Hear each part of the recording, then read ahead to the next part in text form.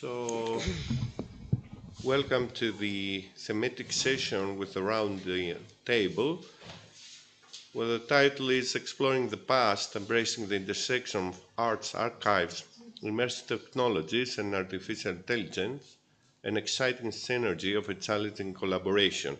So we have two parts. One part is with the papers, and at the end of the paper presentation, we're going to have a very small discussion.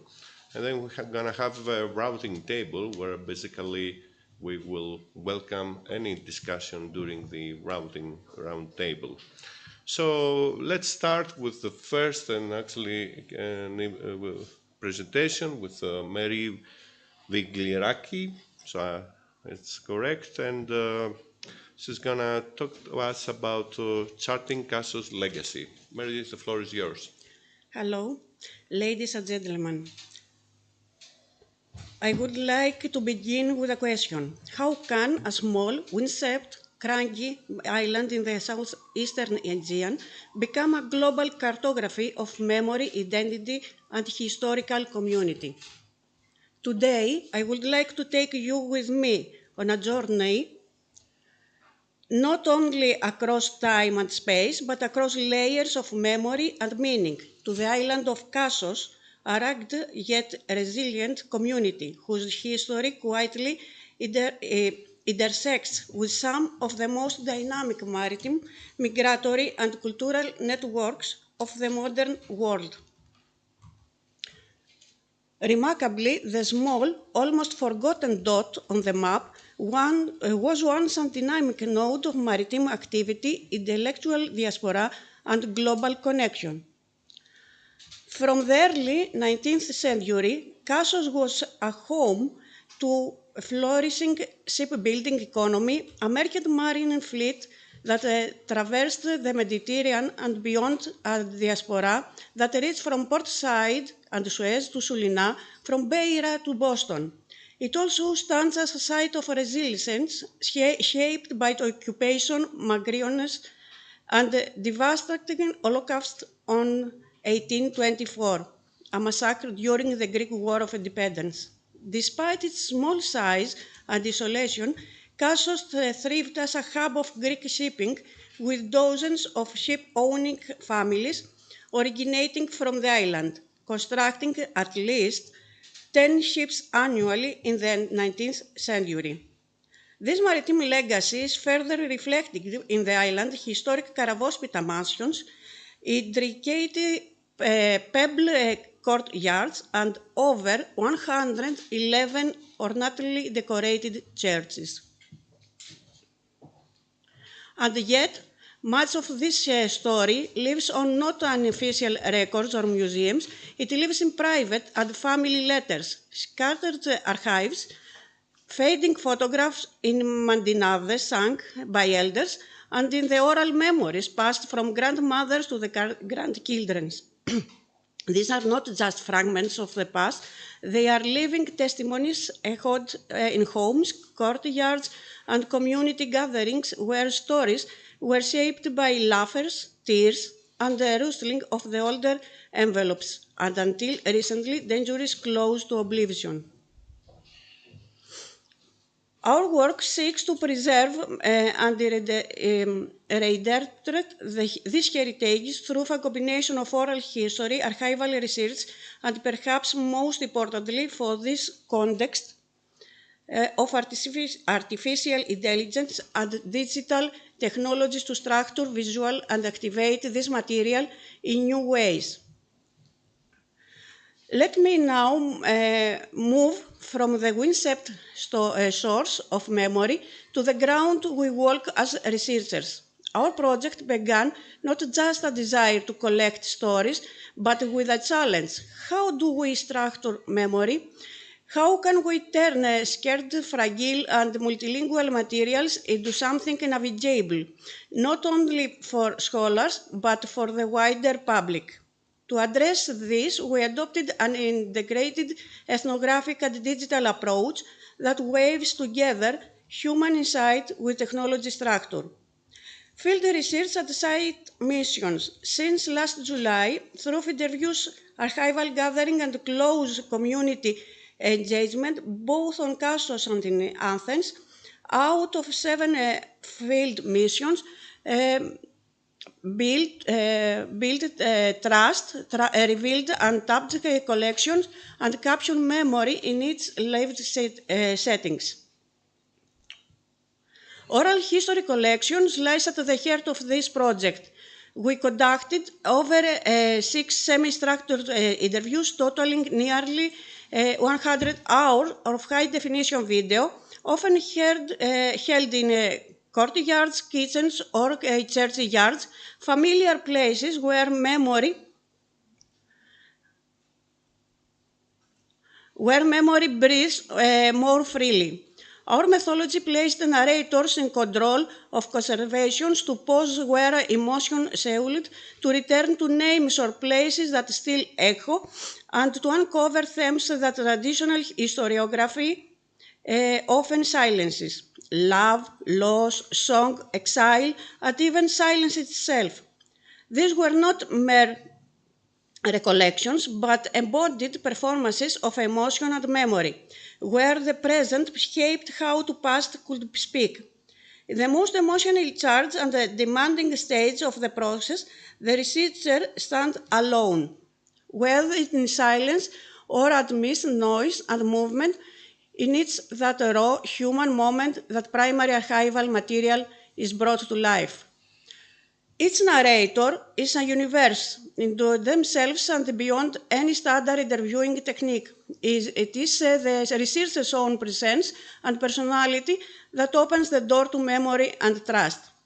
Importantly, when deemed necessary, interviews with the same individual were conducted more than once. This approach deepened familiarity, fostered great narrative trust, enhanced the recall of memories and stories, and allowed us to revisit and refine threads of information that might have surfaced tentatively or incompletely the first time. Each interview became an act of cooperation, a shared space where history emerged not as a timeline, but as resonance made real. Archival digitations uncovered a wide spectrum of historical documents spanning both Ottoman and Italian rule. Thousands of 19th century Ottoman records highlight Kassos' naval and commercial importance, including direct references to Holocaust, offering rare corroboration with the oral memory and Greek historiography. Equally revealing is a corpus of Italian legal administrative documents sourced from private collections, including court rulings, property transfers, maritime regulation, and civic correspondence, shedding light on everybody's life under Italian occupation. Alongside this, we digitized local records, decisions of the Mogerodia Council of Elders, ship loans, dowry contracts, wills, and handwritten letters. Many sent by sailors and merchants to and from global diaspora hubs. And these letters were not just documents, they were liveness for generation.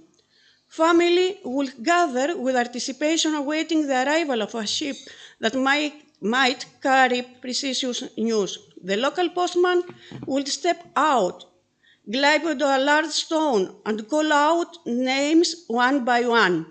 People would rush forward, eager for a letter from boats or from Portside, Sulina, or New York. For some, there was a joy and a laughter. No longed for words of a son, or a husband, a brother. For others, disappointment. Nothing that day but silence.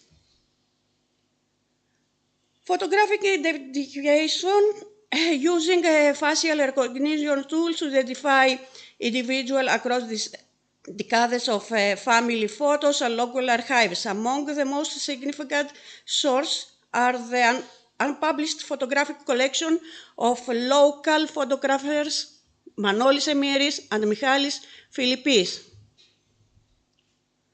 Manolis Emiris, 1,000 glass-plated Negatives, Michalis Philippis, probably more than 9,000 negatives, medium size and format. These are being digitized using high-resolution backlit scanning techniques and reveal not only moments of everyday life and communal events, but also layers of a social and class structure on the island, revealing subtle codes of kinship, festivity, harbor, and ceremony. Here are some digitized photos of Manolis Miris during the Italian occupation, and here are some digitized photos from Philippines. We see down left corner Sophocles Venizelos, who was Prime Minister of Greece, some ship owners in the right, the mayor who made the first move for a book office in the island. From within these recovered memories, one story is particular, like a wave.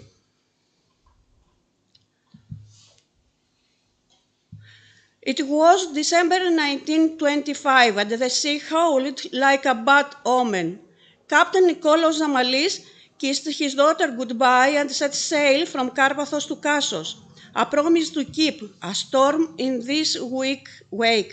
On board were 2 Italian carabinieri, sacks of sun-warmed citrus and letters secretly bound for the resistance. Near the island Strogili, the sky broke. Winds swept the world apart. The boat overturned. He saved his brother, pulled him onto rocks, but the Italians, heavy in uniform and fair, clung to the hull. The captain didn't hesitate. He dove once more into dark for help, for Kassos, for a chance. He never reached the shore. The sea kept him. A year later, he is Nikolaos Zamalis. A year later, the Italian carved memory in stone is in the right, a plaque taller than a man set against the wind. In the photo, you can see them uniforms and villagers' heads bowed. But what speaks louder is the silence in between, a sacrifice remembered not in words, but in the salt that never left the waves. And it reminds us that history often begins with a promise whispered and ends with a silence honored by the sea. This is just one thread, a single name among many, that we seek to reweave into fabric of history. Artificial intelligence applied to bring coherence and deeper analysis to this wealth of data. Through natural language processing, we transcribed, segmented, and thematically analyzed over 100 hours of narrative. Stop modeling revealed recurring concerns, memory, homeland, resilience. But perhaps most powerfully, we cross-referred this oral history with the digitized archives to reconstruct genealogical trees. This was a linear task, casual naming traditions, use of maternal surnames, changing surnames due to the social circumstances, or the use of nicknames and the complete records made the process complex. Yet, through carefully triangulation and community input, we reconstruct multi-genealogical family histories, transforming fragmented records into cartographies of identity. And these genealogies are not merely lines connecting names, they are layered stories of identity, choice, and memory, as illustrated in one or of our most telling cases. According to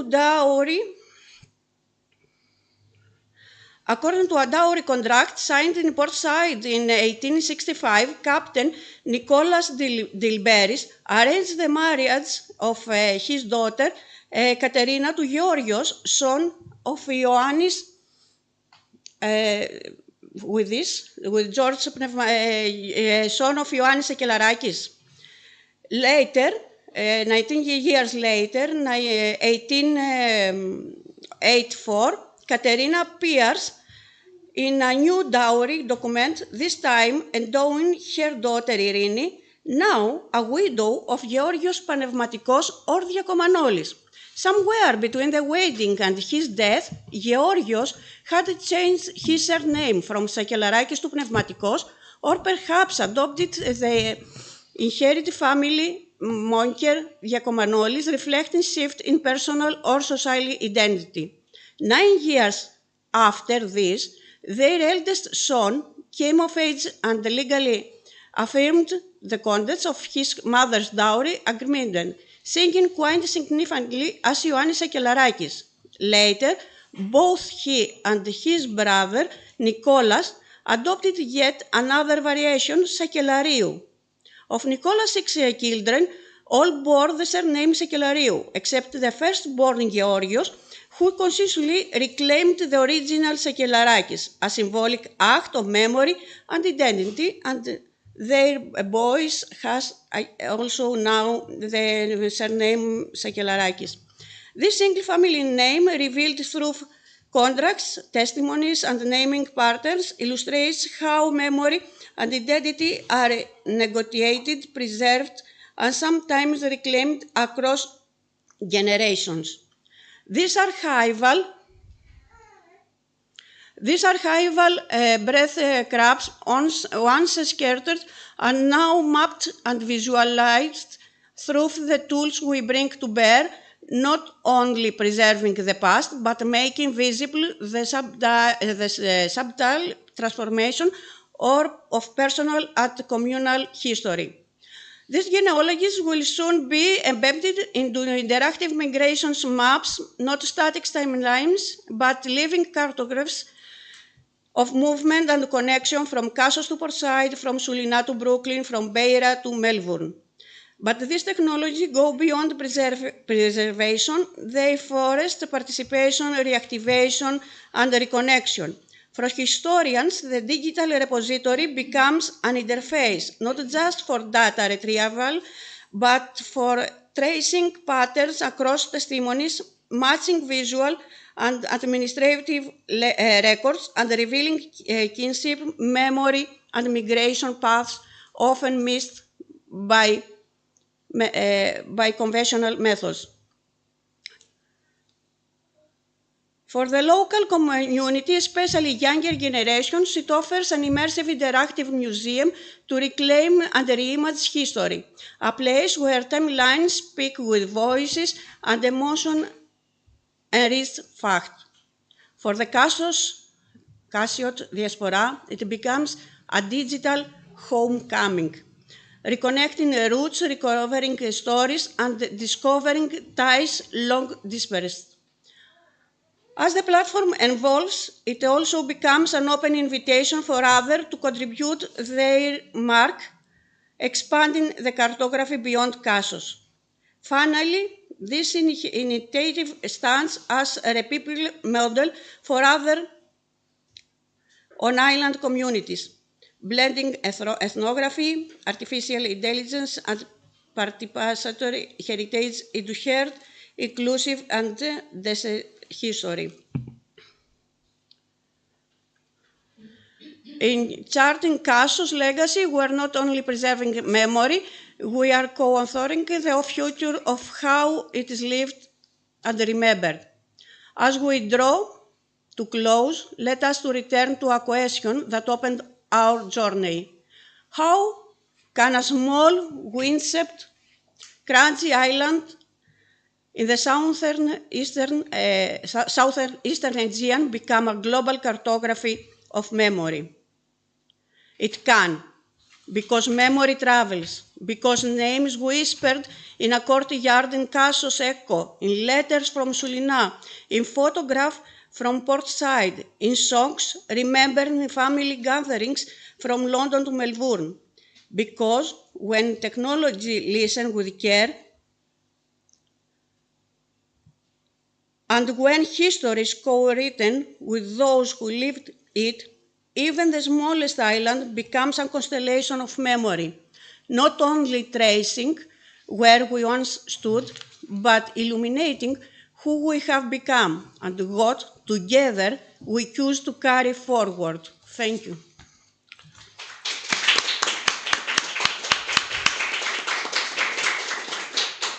I thank Mary for her presentation, and as I said before, we're going to have a few questions on the end of this part one, and we go a bit fast to the second presentation that is also again about CASOS, but is about the maritime legacy to life through AI and digital curation. So Mary, if you are ready, and Yes. Ladies and gentlemen, again, have journeyed through the emotional and the historical landscape and that define CASOS. Its voice, its loses, its diaspora echoes. We now turn to our question. How can these stories be activated, connected, and shared through digital means? If our first step was remembrance, our second is design. What follows is unfolding of a digital curation strategy, one that does not simply preserve memory, but invites users to live alongside it, to explore it, and to expand it. Building on a wealth of oral testimonies, private archives, and the audiovisual material, we now move into the heart of our second phase. The first phase of our project uncovered memories. The second must activate them. Today, I want to share how we plan to transform CASOS archival and oral legacy into a living, interactive museum environment, one that is both digital, navigable, and emotionally resonant.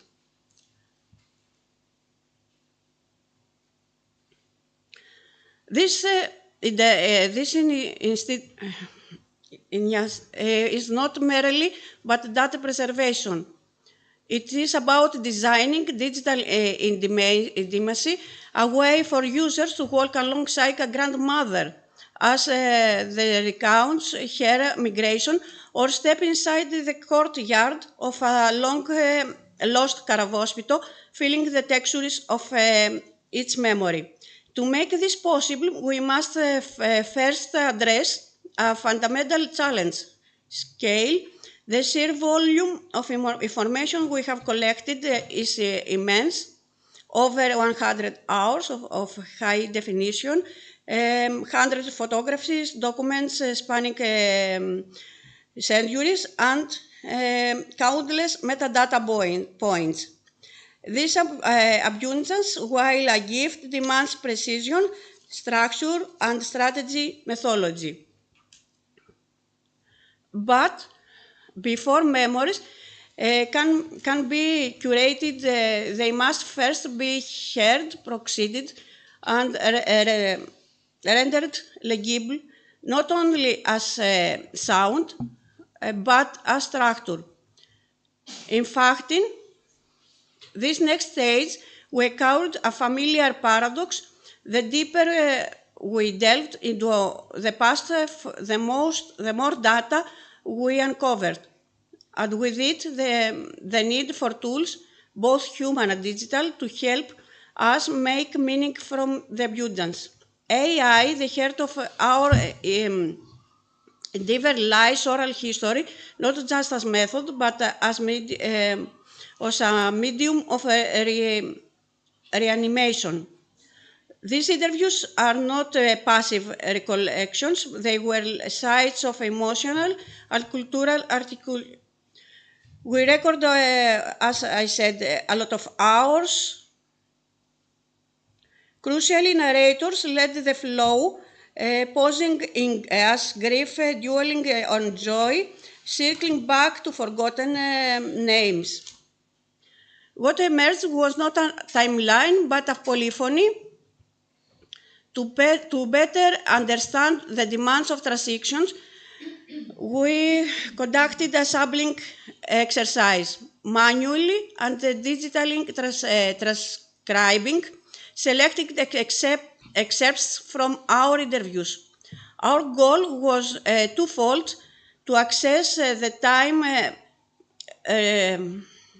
required and to evaluate the quality of exciting AI-assisted tools. We tested a wide range of programs: Whisper, Otter AI, Sonic's 3D Described, Happy Scribed, also vid.io, Fireflies, and TurboScribe. Despite then speed advantage, most automated tools struggling with Greek, producing fragment or barely a few recognizable words. Among the tools tested, Sonic's and TurboScribe emerged as notable exceptions. Both provide consistently high quality output in Greek, with TurboScribe particularly providing valuable for its accessibility. This combination of manual and automated transcriptions allowed us to balance scale with sensitivity, building a searchable corpus while honoring the unique time and complexity of each speaker's voice. Following transcriptions, we initiate a layered process of content analysis using natural language processing. These tools enable us to structure and to annotate the corpus not only by keyword, by theme, tone, and linguistic nuance, turning raw text into a landscape of meaning, facilitating cross-comparison across interviews and the emergence of previously patterns. To support our thematic exploration, we identified as a range of potential tools for top modeling, each with its own strengths and limitations. Among the libraries and the frameworks under evaluation are Gensim, BERT Topic, Mallet, and LexiMancer, both offering visual conceptual mapping for qualitative insights. Each of these models is currently under review, particularly for their capacity to handle Greek language corpora and integrate with our archival structures. In our early evaluations, we tested LM Studio, a whole-based platform that enables users to run and interface with a variety of open source language models. While the platform provided a smooth interface, the limitation arose from models themselves. Most lacked on Greek language data, which led to with thematic coherence and limited relevance when applied to our oral history corpus. In contrast, TurboScribe transcription comparison tool, also our designed for in-depth semantic analysis, delivered thematic patterns in simplex Greek narratives, making it pragmatic and efficient solution within our current analytical workflow. Our next analytical step centers on emotion, tracing how memory is not just recalled but felt. Through sentiment analysis, we aim to detect patterns of grief, pride, and longing across the corpus. With limited Greek language tools support, we are evaluation and fine-tuning promising models, like the Greek sentiment model. By mapping emotional flows across time and testimony, we aim to reconnect the archive with its visceral human core. Alongside oral history, we digitized diverse historical documents from Ottoman and the Italian era.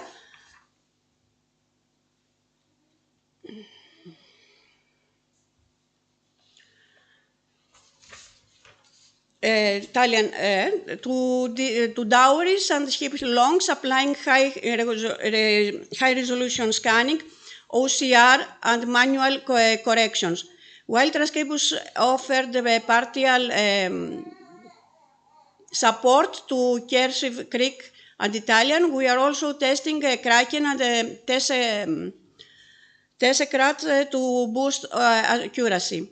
Each document is critical with metadata, building a relation archive where written and oral histories intersect and illuminate one another.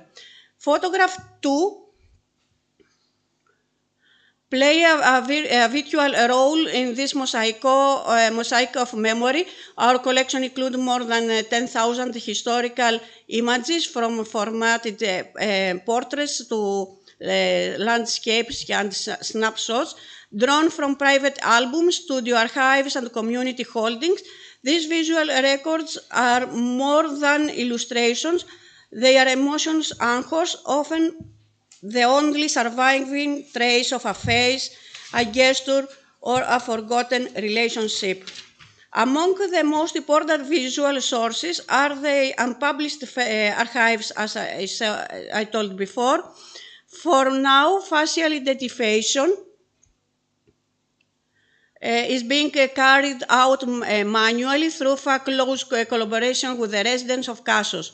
Elders, descendants, and community members gather to view and interpret the images, pointing out names, relationships, and the story behind each frame. Once a substantial number of individuals have been identified with a confidence, we plan to test AI-powered facial recognition tools such as Deep FaceNet to automate the identification process across the remaining archive. These tools will be trained on confirmed matches, allowing us to detect familiar faces and visual patterns. Gradually, through this fusion of human knowledge and AI support, we are assembling visual genealogies, cartography of face, and to put them in a map.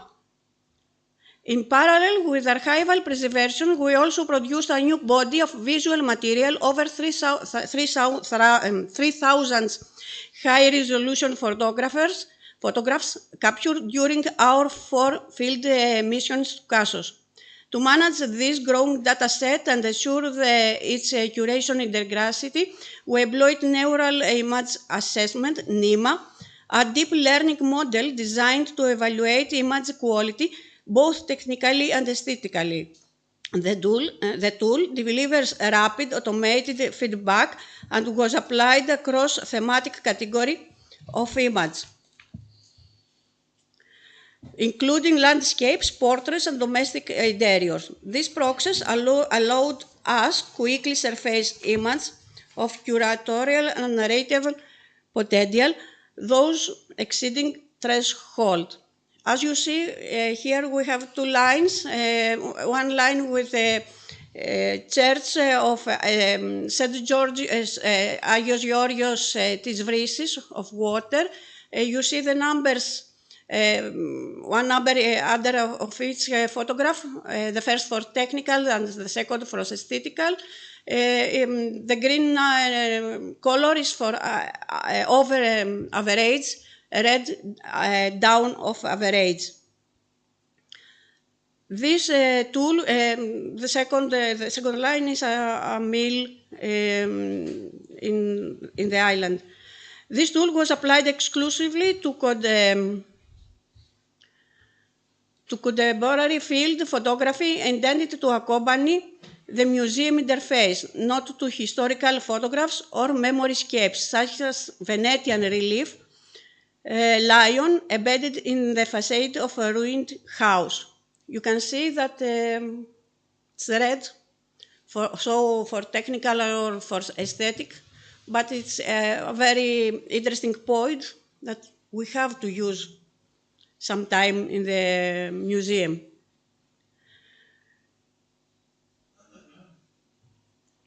With this wealth of material, voices, letters, photographs, and documents, we are now shaping the next phase, transforming archival presence into experimental navigation. Our goal is to create a digital museum environment where users can explore Casos history, not through static timelines or linear exhibits, but through dynamic, interconnected entry points, a courtyard, a voice, a family, a voyage. In this space, memory becomes interactive. Visitors will be able to navigate stories, spatially, temporally, and emotionally, moving between narrated line, historical documents, migration paths, and visual genealogies. This is not a simple an archive on screen, but a curated memory scape where content responds to curiosity and where connections between people, places, and moments are made visible and tangible.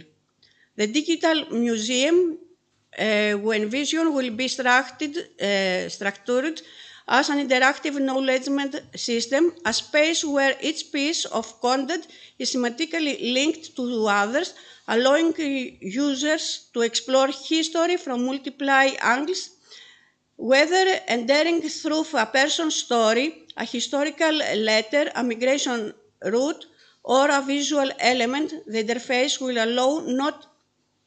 allow for non-linear, personalized navigation.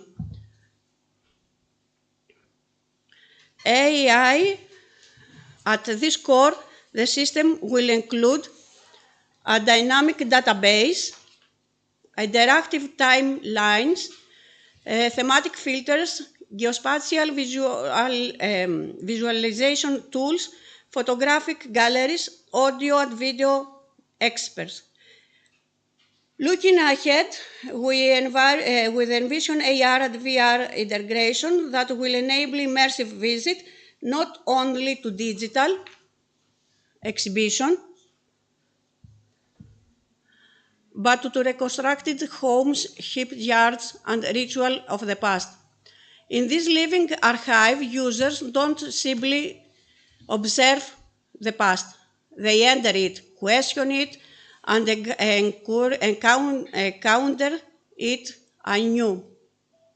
And perhaps this is a deeper promise of our project, that in the folds of a letter, in the flicker of a black and white photograph, in the treble of a remembered name, Casos still speaks, not as nostalgia, but as continuity, as presence, as a history lived not in textbooks, but in courtyards, shipyards, and farewells. By bringing these fragments into the dialogue through AI, through care, through community, we are not only building a digital museum. We're extending an invitation to remember, to reimagine, to return, because the island is not only a place, it is a constellation, and it's still alive with Sejos. To the voice who trusted us with their stories, in the family who have opened their archives, to the community who keeps memory alive, this archive is not ours to own. It's yours to inherit, to question, and to bring to life again. Thank you.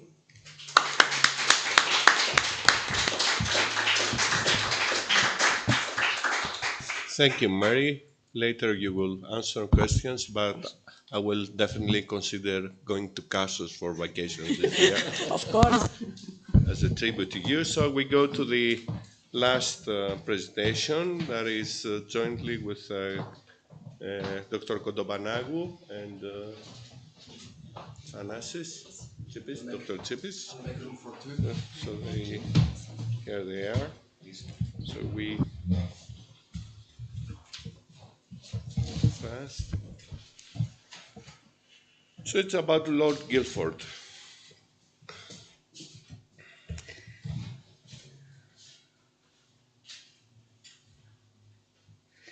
Ladies and gentlemen, first of all, our warmest thanks to the scientific committee of the conference, especially to my beloved Teresa Batseva, Margarita Gundjieva, and Maya Zaharieva for their kind invitation and generous hospitality. It's a great honor and pleasure to be with you, with friends and colleagues. Now we're moving from Kassos to Corfu. The presentation explores how archival and visual material can be integrated with immersive technologies in archaeological and historical exhibitions to achieve cultural and educational engagement.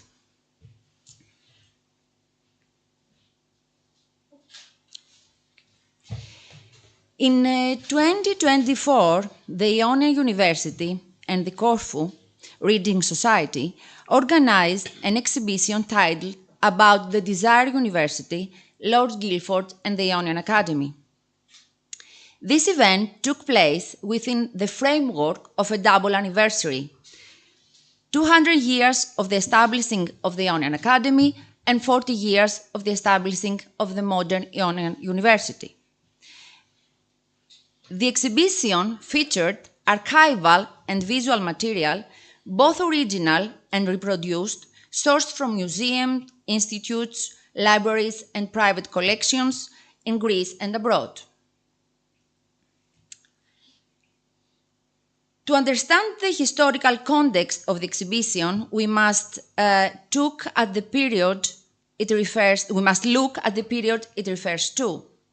After a long Venetian occupation, the Ionian Islands were in turn controlled by French, Russian, and Ottoman forces. In 1814, the islands came under British rule, a period that lasted until their union with the Hellenic state in 1864.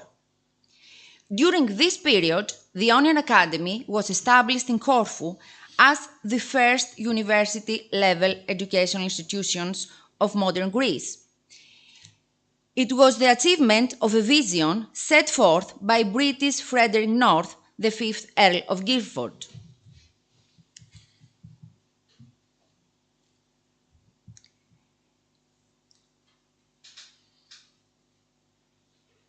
The exhibition narrative should clearly convey to the visitors the value of the ambitious task during a pivotal period of the Greek nation.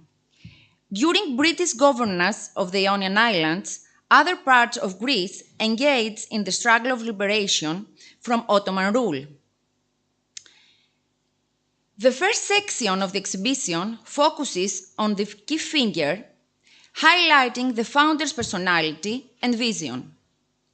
Under Guilford's leadership and economic support, the Ionian Academy enforced the Greek-speaking population, attracted diverse students, and made remarkable scientific achievements.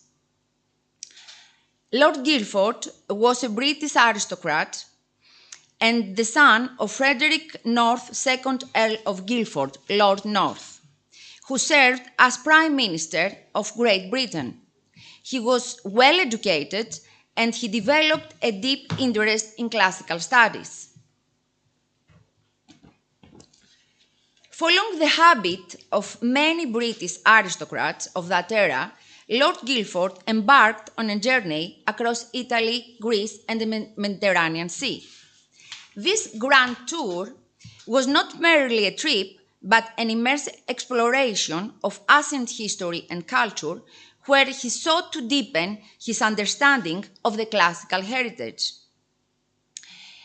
It is worth noting, actually, that during his first journey to Greece and the Ionian Islands in 1791, Lord Guilford was christened as an Orthodox Christian, taking the name Demetrios. This decision reflected his desire to immerse himself in Byzantine culture and to deepen his understanding of Greek heritage. various aspects of his personality are presented in this first section of the exhibition in a way that captivates the audience. In the second section, visitors see the vision unfold as the British aristocrat expands higher education, making the academy a hub for all Greeks and foreigners.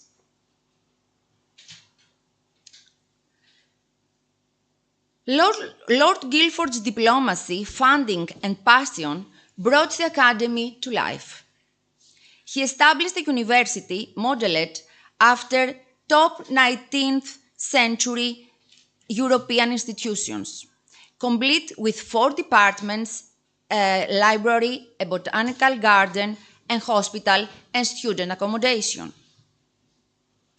We see here an original course outline of the 4 schools of the Ionian Academy: theology, law, medicine, and philosophy.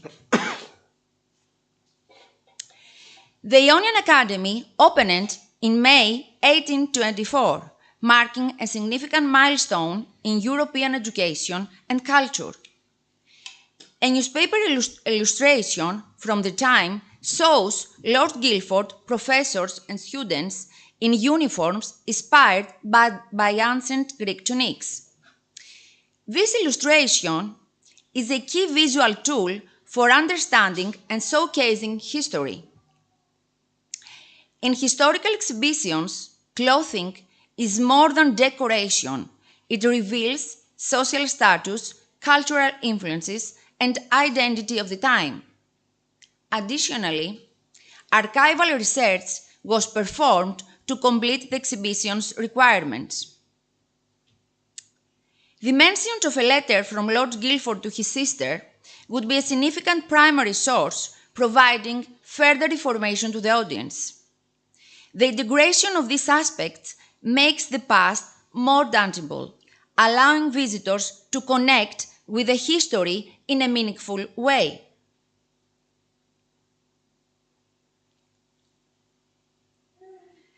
Further archival examination confirms that ancient Greek-inspired attire for students and professors was mandatory. The Lord Guildford sought to establish a connection with ancient Greece as he admired its rich culture. The significance of students' attire reflects Guildford's intellectual interest and his effort to promote the Greek identity of the Ionian Academy. The Academy became a prominent center for learning and innovation, contributing to various fields of study. This flourishing period lasted until Guildford's death, unfortunately, on October 14, 1827. In the next stages of the exhibition, visitors learn that after its founder's death, the Ionian Academy declined due to political instability and shifts in British educational policies.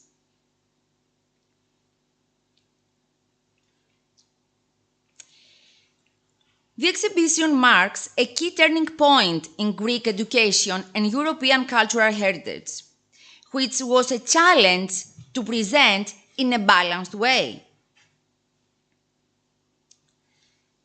The research and the preparation spanned over a year and was based on extensive archival materials, works of art, such as paintings and copper engravings, and a comprehensive bibliography. Researching the archival material for the exhibition presented more substantial challenges.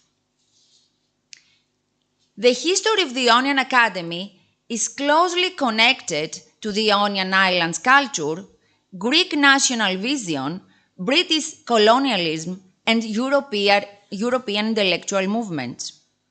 Curating the exhibition required a careful balance to represent these perspectives while maintaining fidelity to the institution's legacy. Beyond detailing the historical context of the era, it was essential to capture Lord Guildford's personality, the intellectual atmosphere of the Ionian Academy, and the institution's broader significance. To craft a narrative that honors this event's importance and lasting impact, we considered several key aspects. However, the greatest challenge for us lies in effectively engaging diverse audiences. The exhibition aimed to be inclusive and accessible to a broader audience, including both Greek visitors and international tourists. The nature of archival and historical material was an obstacle in maximizing visitor participation. Material like this can sometimes feel overwhelming for visitors in a historical exhibition.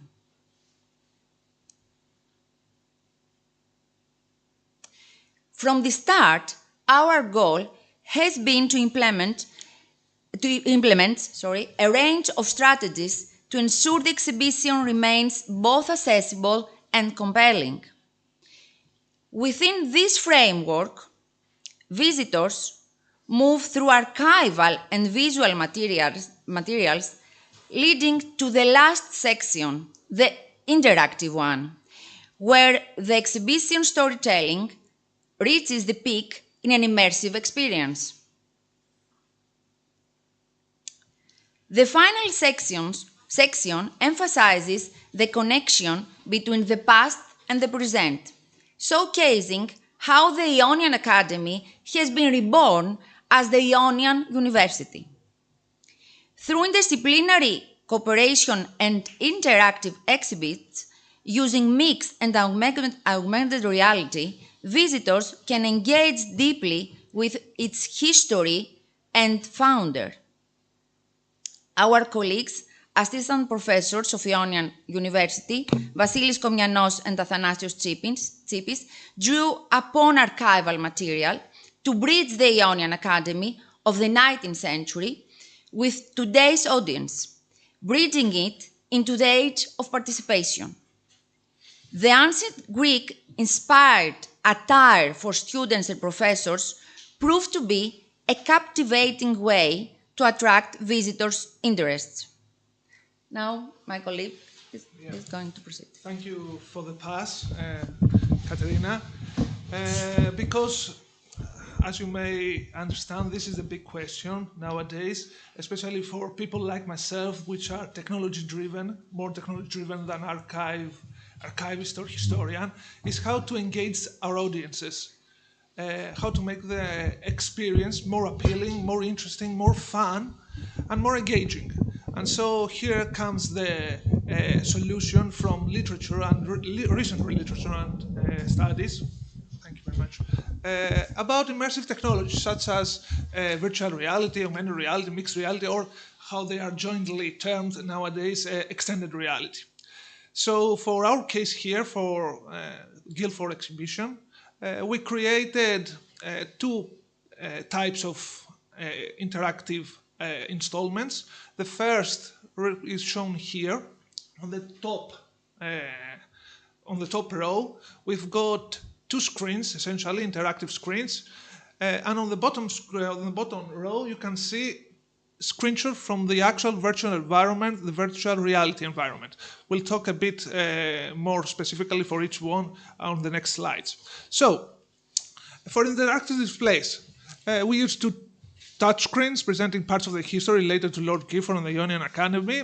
And of course, you can see here on the right side of the slide how the content was structured. On the top of the screen, we've got the model, the 3D model of a building, specifically the Ionian Academy building here. Other buildings were also integrated.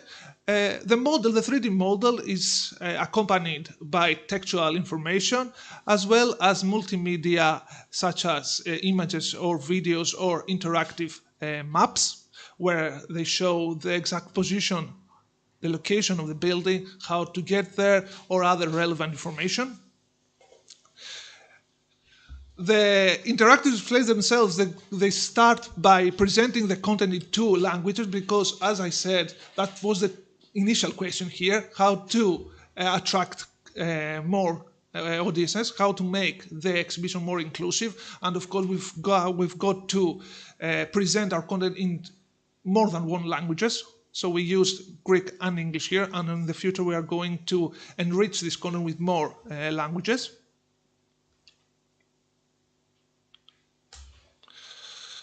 For the virtual environment now, the virtual reality environment, we used the historical building of the Ionian Parliament, which is a building from that era, as an inspiration for the design of the virtual exhibition space for two main reasons.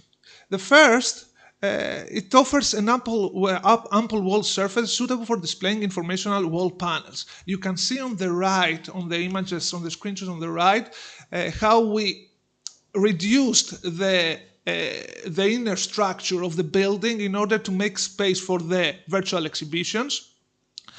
And of course, the second main point here is that this building offers spacious open space for the character, for the virtual character, to move around freely and explore the exhibits without interactions.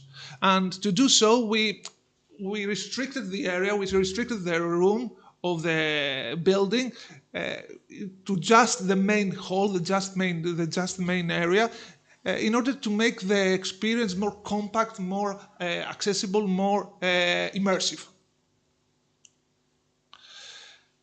So moving on, you can see here on these pictures how the exhibits are displayed. On the walls, as I said earlier, we've got panels that have textual information about the exhibits. The exhibits themselves are the four attires that Katerina mentioned earlier about the four schools of the Ionian Academy, the theology school, the law school, the philosophical school, and the medicine school. And on the back, which you can see the Gazzetta, We've already seen an image of the Gazzetta in a previous slide that takes the most part of the wall here. And the aim here is for the user wearing a headset, a virtual reality headset, and being inside that building, that virtual environment, to approach the exhibits, the attires, or the Gazzetta, and retrieve relevant information about the exhibits. So, as expected, this increased interest a lot because now the audience could immerse themselves in the virtual exhibition, and what they learned earlier about from the static exhibits, now they could visualize more closely. And so let me just spend a little time to say a bit about the virtual reality experience itself. So the user wears a headset, as I mentioned earlier, and then using controllers, you can see here our student from Ionian University holding some controllers. He can navigate the exhibition, interact by pressing simple clicks on the controllers with the exhibits and retrieving relevant information.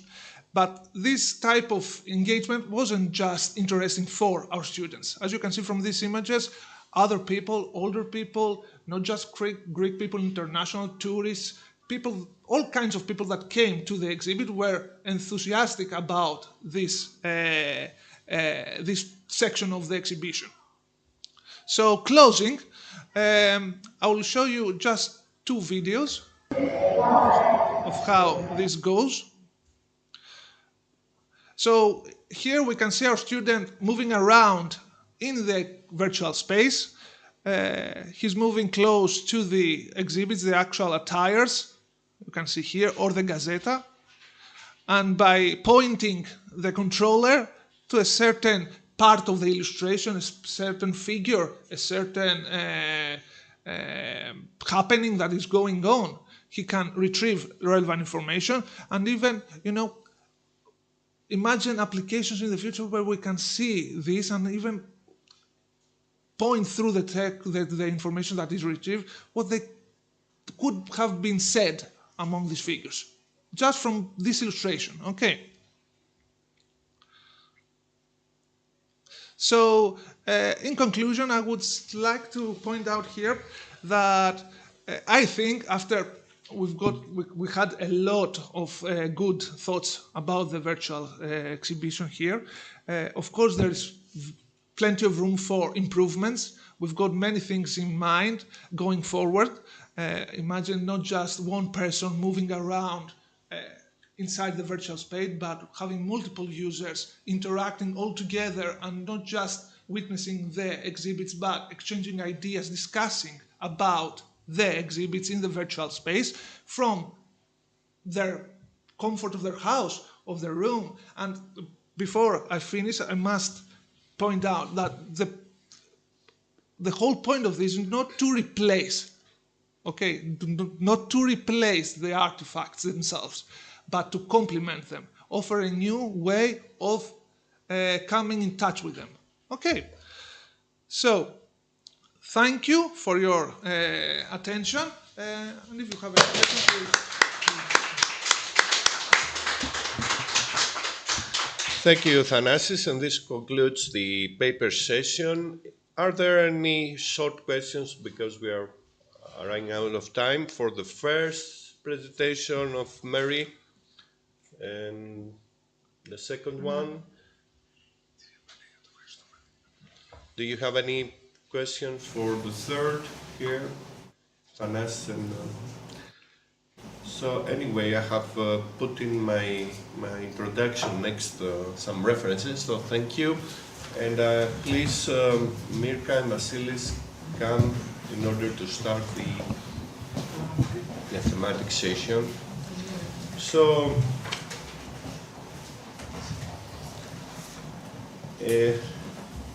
I'll tell you how this goes. I'll go through a quick introduction here, and then I pass to the floor to Mirka and then to Vasilis. And then we're gonna have any kind of question from you. And then I hope we will engage in a fruitful discussion, and then, move on with the... actually, about this thematic session, the important thing is the question at the end, an exciting synergy or a challenging collaboration. So let me start saying that it's a pleasure to be here today at this conference in Sofia, a city that breathes history and memory. Many thanks to the organizers for their invitation, and special thanks to Maya Zakharieva, Margarita Kuyumjieva, and of course Teresa Abacheva for their support and trusting us to organize this round table. Last year I came here as an external observer. It was my first time in this conference, and I experienced a unique amalgam of research, scholarship, and personal passion in an area that I confess less is related to my research interests, more to my understanding as my role as a professor in a university mainly dedicated to humanities. Inspired by the unique Corfu cultural background, interchangeably connected to the Balkan world, part of our research is related to new technologies, and more specifically, it explores the intersection of Byzantine paintings, a subject that always fascinated me, archival material and virtual reality, with a particular focus on how users experience and engage with cultural heritage in this evolving landscape. I'm very happy today to be surrounded by esteemed colleagues, Assistant Professor Mirka Valiura and Assistant Professor Vasilis Komnianos, and I apologize for Yorgos Tsoumanis that he couldn't be with us today. For many people, the archive feels distant, silent rows of documents and accessible database of artworks located behind preservation glass. Byzantine paintings, with their spiritual intensity and layered symbolism, are often encountered out of context, reproduced in books or hanging in galleries, far from their original architectural and liturgical environments. But virtual reality, as me and my colleagues explore in our work, allows us to radically reshape this experience, not just visually, but emotionally and intellectually. We are no longer limited to looking at icons. We can now stand inside the environments they are created for. We can move through reconstructed Byzantine churches, encounter digital replicas of frescoes in situ, and access layer archival information through intuitive gestures. Inspired by Kotopanagou's seminal paper in 2021 regarding immersive framework, users can receive not just visual data, but consensual storytelling, fragments from conservation archives, theological texts, or historical correspondence surface contextually and non-invasively. Let me go briefly through the details of a paper written by Dr. Kotopanagou, authored by Dr. Tsipis, the previous speaker, and Dr. Komnianos, standing beside me, which is interesting that it's based on Dionysios of Furnas, Ερμηνεία of Zographikis, but the core of this framework is the idea of a distributed real-time system that enables users to engage with monuments, utilizing smartphones, tablets, AR headsets, etc. This model shifts the paradigm from passive reception to interactive navigation. For instance, a visitor exploring a reconstructed Byzantine church can scan a mosaic or fresco, triggering on-screen content that may include conservation reports, historical metadata, comparative iconography, etc. This type of system creates what we might call an experiential archive, a space where the archival is no longer separate from the visual, but embedded within the visual field itself. It is precisely this blending that offers new possibilities for Byzantine art research. Scholars can study artworks in situ alongside relevant textual and material histories, all within an immersive interface that reflects the holistic nature of Byzantine artistic production. This model provides more than a technical roadmap. It offers a new epistemological frame, one in which access, interpretation, and presence are no longer limited by geography. In immersive reconstruction, user agency becomes central. A researcher may wish to compare iconographic motifs across sites. A student may focus on visual storytelling. A curator may examine past restoration layers. The goal is to design environments that respond not just in content, but in structure to different needs and cognitive patterns. Importantly, AI can help bridge the gap between the visual and the archival, making connections across dispersed collections that a human researcher might not immediately see. In this way, we begin to imagine a new kind of archive, as I said before, not static or linear, but immersive, responsive, and constructed with the user. This convergence of virtual reality, as I said before, in this paper is also based on Dionysios of Furnas' work. I have to say here that this framework for moving on can also be applied to other areas of research as so eloquently presented by Dimitrina Popova in the previous session. However, remember that AI is data hungry. More and more data are needed, and in the integrity of the data, and this was also mentioned by a previous question, is key when dealing with research in archives. Imagine how crucial it is when we're putting in the AI perspective. Furthermore, it is also obvious that oral history, as presented by Mrs. Vigliraki before, is another layered archive that includes historical fragments, cultural specimens, and of course emotion. This has also been highlighted before, considering the perspective given for the life of Lord Guildford, as also been presented before. And I stop here to let my colleagues express their views and go around. So, Mirka. Thank you. Thank you very much. And first of all, I would like to thank the Institute for the invitation, and especially Teresa, Margarita, and Maya. I do feel it doesn't move. No, it doesn't move. Okay, it's okay. I think it's okay. I do feel more enriched by the presentations of the previous days, and I think that I have now a more wide perspective about different topics. So I would like to share with you some remarks, especially about our work in Corfu, about the exhibition of Lord Guilford and the Ionian Academy, and of course about our topic here in this round table, namely whether the synergy of art, archives, immersive technologies and artificial intelligence, which is an interesting and challenging reality. Well, in the case of the exhibition on the Ionian Academy and Lord Guilford, presented a little while ago by my colleagues, what we tried to achieve in the exhibition design with the co-curator, Dr. Katerina Kotopanagou, was the synergy of the archival material, which included textual sources and artistic works such as portraits of the historical figures involved, engravings of the era that offer visual evidence, such as the inauguration of the Ionian Academy, we saw it before, but also the relevant literature up to the present day.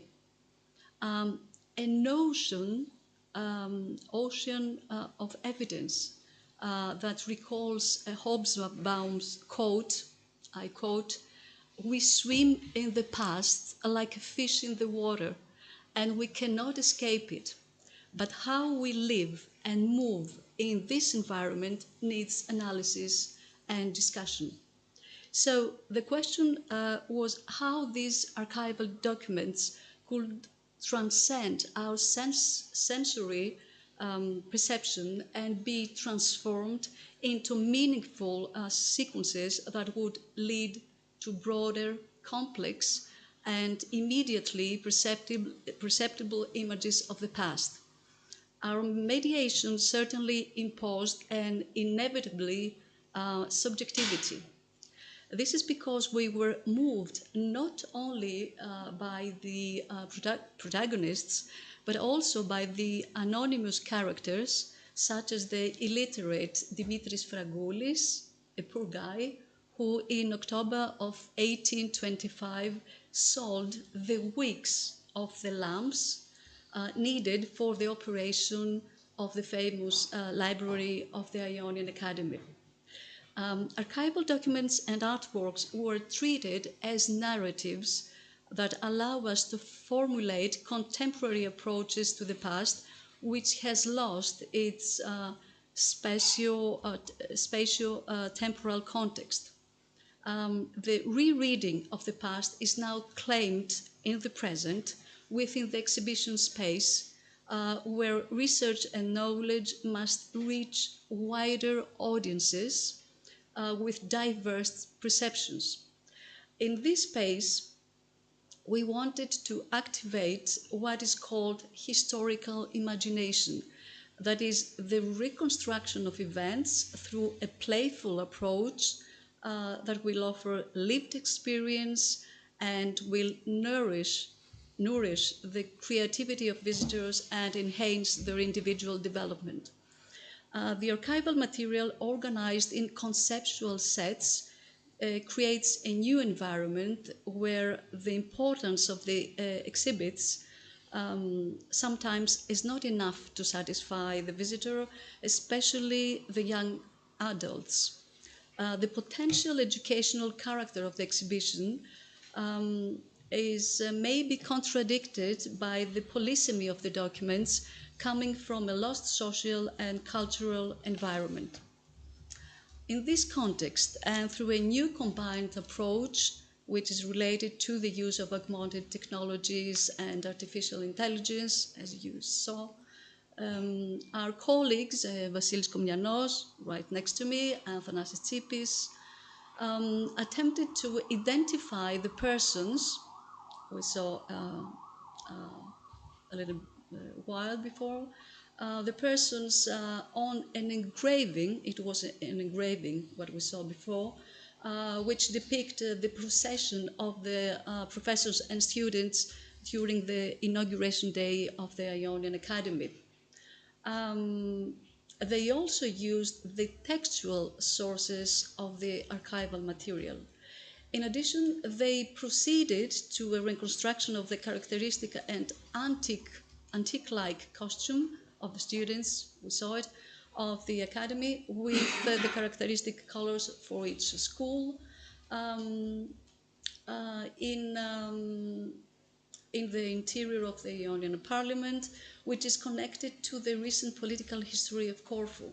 So new connections that ignore the linear perception of time are made in order to give a more vivid space than only a documented but boring one. In the interactive exhibits that they have created, the aesthetic and historical character yields to their intended goal, which we can define as enjoyable learning. This approach leaves the field open to multiply readings and uses. The visual element is transformed into a tangible object in three-dimensional form that evokes a sense of the real and gives the opportunity for further exploration.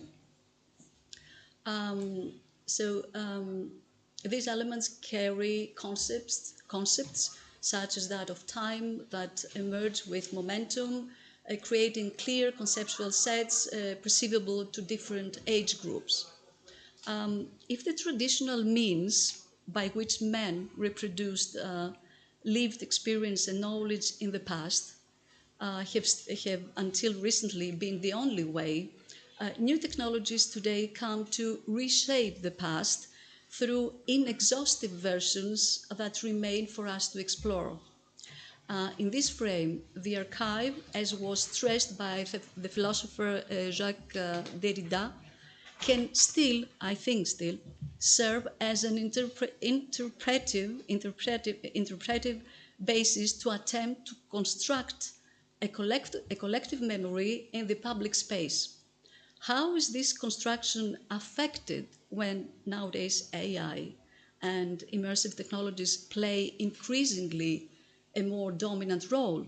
Well, that is my question to all of you, and I would also add a second question, that is how we can collaborate with our colleagues in a common basis, by using a common terminology, because often we cannot understand each other because we begin from different topics, different subjects. So sometimes this is more crucial than anything else for the result. That's all. Thank you very much. And here for you. So Vasilis, the floor is yours. Thank you, Mirka, for your remarks.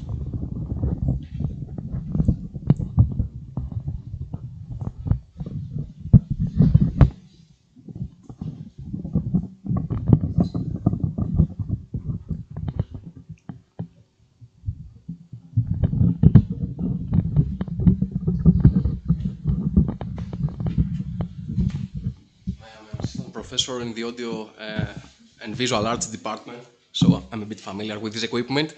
Dear organizers, dear participants, and dear colleagues, thank you very much. It's such an honor and pleasure to be here today with you.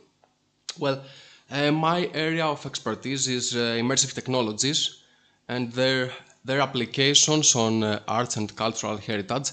And I would like to focus on the immersive technologies and the special application of them, the virtual museums. We have the opportunity to attend some very interesting, all the presentations were very interesting, but I would like to highlight just two of them that they are particularly relevant with the subject that I will talk about. It was the presentation by Dr. Ordance Petrov, if I pronounce the name correctly, about digital museum documentation. That is very important to have digital resources that they are well documented so that we can later use them in a virtual museum. as well the presentation of Dr. Kodopanagou and Dr. Tsipis about the physical exhibition accompanied by virtual reality exhibitions that we had the opportunity to design and develop by ourselves, which is dedicated to the Ionian Academy and its founder, Lord Guilford. As Dr. Kodopanagou and Dr. Tsipis already mentioned, we had the opportunity to see some quite positive results from this work. I would like to stress the fact that with the VR application, we're able to see the attires of the school that nobody has seen for 200 years, because they are not preserved, according to my knowledge. And we can do that because of the archives, because Lord Guilford had written a letter to his sister, if I am correct, as well as the newspaper Gazeta that has also been preserved, and we have this excerpt with the illustration and the description of the attires. So our students were able to redesign the fabric and the color, and we are able to see it today after 2 centuries. In addition to this project, I would like to use another example. This is the VCorf project that we also had the opportunity to work together with our colleagues here. V stands for virtual. We try to reproduce some interesting landmarks and monuments in 3D form, in digital 3D form, so that visitors can observe them and interact with them worldwide. What it is very interesting is that we can achieve great engagement. Engagement is a word that I think that our dear colleague Dr. Tsipis already used. And yes, we can measure this engagement, and we can see some very interesting results. But I would like to mention again the importance of archives. The VCorf exhibition is hosted in a building that does not exist. It was a real building which unfortunately was destroyed, partially destroyed, during World War II, and later demolished. Thanks to Professor Economou, he had a great idea that we could seek for documents so that we could see the plans of it, the architectural plans and drawings, and maybe we could reproduce it. Dr. Tsipis put a great effort on this, and so we were able to reconstruct it, and later we could use it to host our exhibits. So once again we can see the importance of archives. Well, talking about the engagement, during the last phase of this project, of the VCorf project, we had the opportunity to visit numerous schools, and also schools were visiting us to experience the virtual reality exhibition of the VCorf. During those visits, we observed that students were more interested in discussing local history when it was time to use the application or after they had used the application. Also, they were more engaged to talk and discuss and learn further about these topics. This may seem quite obvious that they would be interested, but we had another unexpected finding. Dr. Kodopanagou suggested that we could visit the Second Chance School in Corfu prison, which I have to tell you that it is notorious in Greece for its harsh jailing conditions. So, we went there and we carried out an evaluation with 19 participants, 19 prisoners, some of them for quite many years, which are trainees of its Second Chance School. Well, just a few remarks from this study. 12 out of the 19 participants revealed that they had never heard of virtual reality. They didn't know what it is. 15 of them reported that they hadn't used virtual reality, and of course it wasn't, there's no possibility to use such equipment in a prison environment without some quite strict observation. They are not allowed to have equipment by themselves. So we had a later discussion with them and questionnaire. I would like to summarize it. They expressed that it was very important for them to use this application for educational purposes. They find it very interesting and motivating. They find it very friendly and easy to use. It was their first time to use any VR application. And they also find it that was quite helpful for them to understand what the monuments look like. Some of them were not from Corfu, so they did not have any chance to see the monuments before. They felt very happy to get out of their confinement. That is something very interesting we have to later further investigate. And of course, all of them said that they would like to explore the virtual environment again. Now, I would like to tell you something else about the artificial intelligence, which is closely related, as I think, it's not only me, that it is another one disruptive technology, as the immersive technologies are. We had two important presentations about CASOS and its maritime navy and oral history. What happens there? I'm the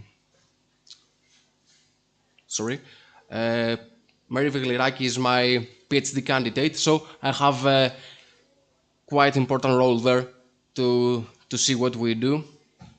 There is plenty, not just plenty, we have a large volume of data.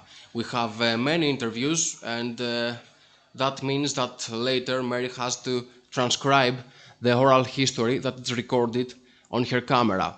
So what we can do is we can use automatic speech recognition, which is an AI model, to be able to transcribe and have the text in written form so that we can later read it, but that would be about some hundreds of pages, and it is very, very time consuming, as you may notice. So what we can later do is use large language model. A large language model, you may know one of these, it's ChatGPT, a commercial version of it. We can use large language models to analyze the text and find information such as the persons that are mentioned in the text, or places or events, as well as their relationships, so that we can later integrate all this information in a virtual museum. Moreover, Mary has collected how many photographs and photographic plates, Mary? 10,000. How many? 10,000. 10,000 photographs and photographic plates, which she now digitize. This is also time consuming. Well, when we get these photos, we have to edit and analyze them somehow. We can use image recognition techniques to know what these pictures are about. Is there any person? Is there a ship? Is there an island? Is there some houses? So, another problem, she mentioned it, is the face recognition. She has identified 800 persons. Yeah. So, once she finds a person in a photo, there's a great possibility that this person appears in other photos as well. And she has to search all these photos. But image recognition techniques can help so that she has not to see every one picture. She has to later back up the results of the system, of course, but she can do it easier. And she also showed us an interesting neural network model for image assessment. What we do there with this technique is that we may have 100 photos of me, but not all of them are quite well because of the lighting, because of the motion and the blur of the lens, or because the angle is not very good. So this model provides a score for each photo, a score based on two criteria. One criteria is the technical quality of the image, and the other one is the aesthetic. So we can later classify the photos and automatically select those that meet our criteria so that they can be integrated in a virtual museum. So, closing this, we can see how we can use both technologies, immersive technologies and artificial intelligence, so that we can provide some quite interesting applications for cultural heritage and art dissemination. That's all for me by now. Thank you. Thank you, Vasilis. We are a bit out of time, so it's time for the audience to start giving us some questions, please, if you have any. I would like I have my concluding remarks anyway, but if I can put in your... Yeah, okay, Thanas, yes, please. Yeah, it's not that much of a question because I'm half of the work, more like perhaps a general direction for the conversation. Because Professor Vasilis just spoke about the application of artificial intelligence in all history, but Professor Economou in his intro also mentioned how artificial intelligence can benefit Byzantine arts. And so, can you elaborate further on how, share your opinion on this issue, given the restrictions and challenges, perhaps? Okay, thank you. Another question, please, if there's any, just to... Okay, I got... Yes, please. I wanted just to give my really deep thank for coming here to all of you, because we were discussing during these days collecting archives, researching archives, but today we see displaying archives problems. And my question, I take the words starting point from the words of Professor Paliura about how to communicate when we are coming from different fields. So my question was, what was the main challenge while communicating with art historians, for example? Abstract, I mean, don't think personally, just more theoretically. What should be overcome in order to the final product be more to be better. Okay, thank you.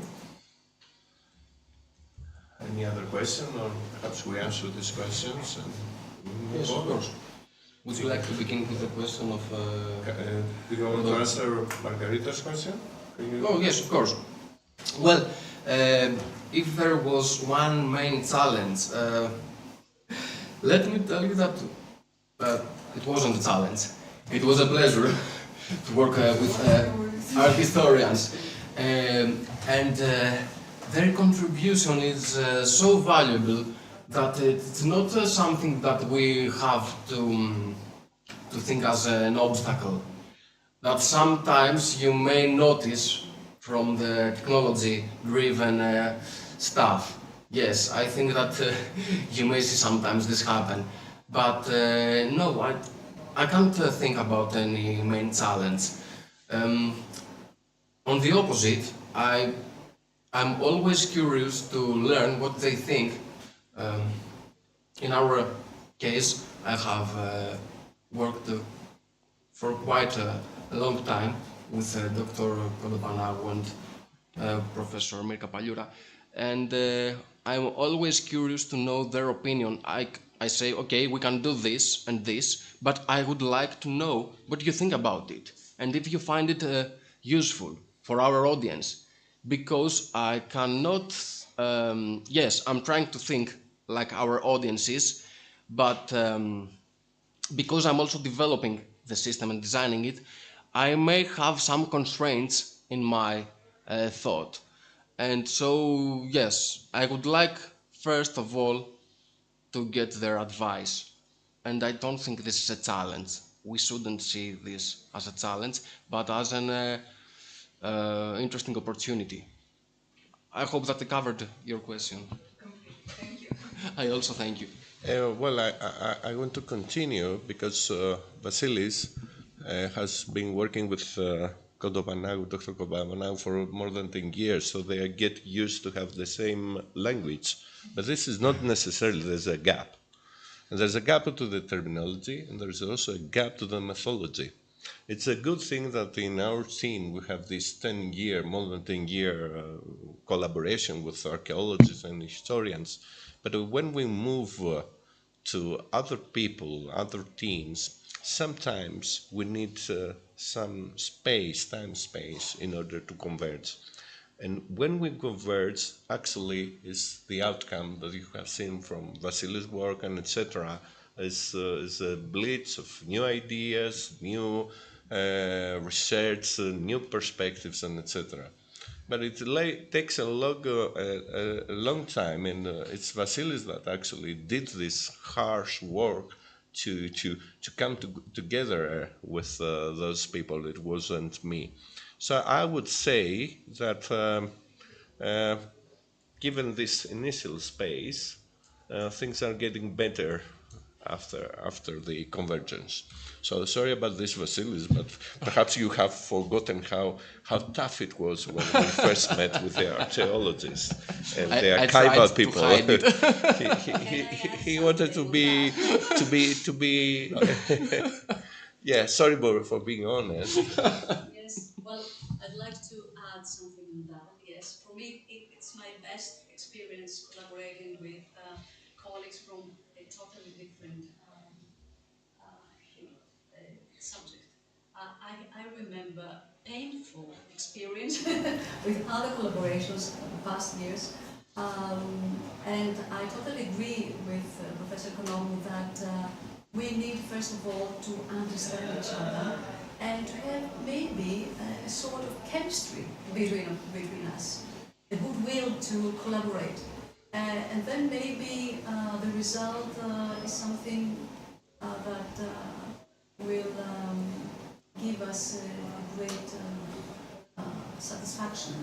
So, but I think that the terminology is still something very difficult. And that's why we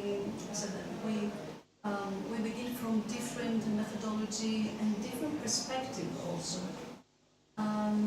So I think everybody has the same problems. It's not obvious, but we can solve the problems if we want to solve them, and that's all. So it's about quality. If you have quality in your research and the other discipline has also quality, you will definitely. It's about character also. But if you don't. I'm trying to avoid Thanas's question to answer it because it's in my concluding remarks. He hit right there. So if there's no other, is there any other something? So I go for my closing remarks and have you say a few words. So I go with something that is related to Thanas's question. What happens next? What about AI? And well, this is we need the AI, artificial intelligence, not just as a processing tool, but as a partner in interpretation. This is how I will call it. In the near future, AI can play a central role in personalizing heritage experiences. So imagine an AI system that learns how a user moves through a virtual monument, what they linger on, what they skip, what they search for. It can then adapt in real time, offering deeper insights, comparative material, or even interpretive narratives based on their curiosity or academic background. This is straightforward. But more than that, AI can help reconstruct lost contents by analyzing fragments from different archives, texts, images, scans, conservation reports. AI models could suggest how a painting once looked like, how its colors may have faded, or what visual relationships existed within the liturgical space. It can even assist in semantic interpretation, helping to decode iconographic programs and cross-reference them with liturgical manuscripts or regional variation. This is not about replacing the human voice, but amplifying it. So to my personal opinion, the future of Byzantine heritage and of archives more broadly lies in creating spaces where the user is not just a visitor, but a participant, where the experience is not static but responsive, and technologies like VR and AI are not add-ons but integral parts of a new living archive.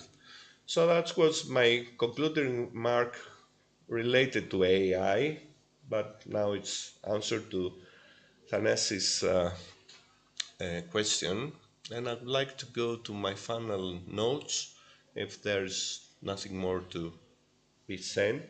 You're fine. So, okay, the question is it an exciting synergy or a challenging collaboration? We have answered that it starts with an exciting synergy, and it's up to us to become a challenging collaboration and be a fruitful one, the two words. So I would like to end with a philosophical perspective. Please allow me to do that. I always like the dialogue Phaedrus from Plato, where Plato there describes how writing was discovered. So there's an old myth from Egypt between the small god Theth and King Thamus. So let me narrate it with my own words. So once upon a time in Naphkartes, Egypt, there was a local god, this Theth, and Theth was the one that discovered geometry, and among the other discoveries, he discovered the numbers, the characters of numbers, and the letters, the characters of the figures of letters. So Theth was so excited, and so he went back to Thamus, and that he was reigning in Egypt as the pharaoh, and enthusiastically presented his discoveries one by one, claiming that all Egyptians will benefit from them. Then King Thamus rebuked him, saying, "Theth, you who possess so many arts, do you not know that he who creates them should not judge them himself?"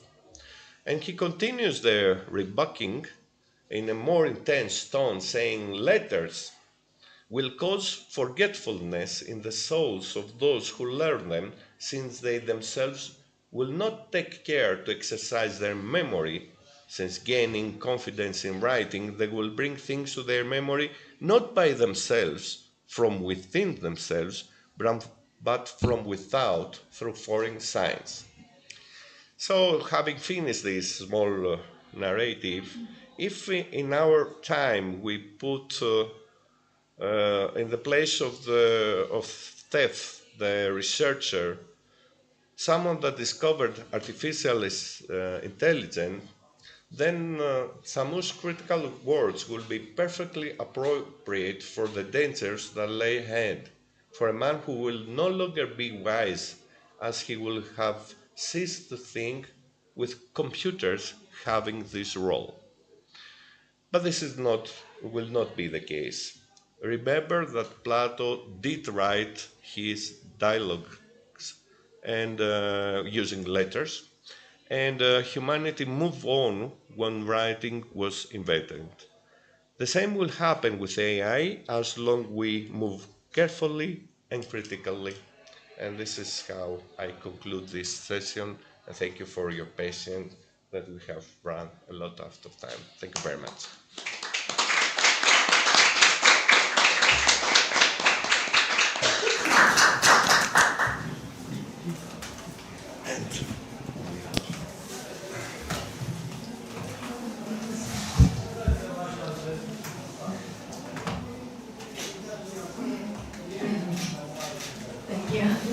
Thank you.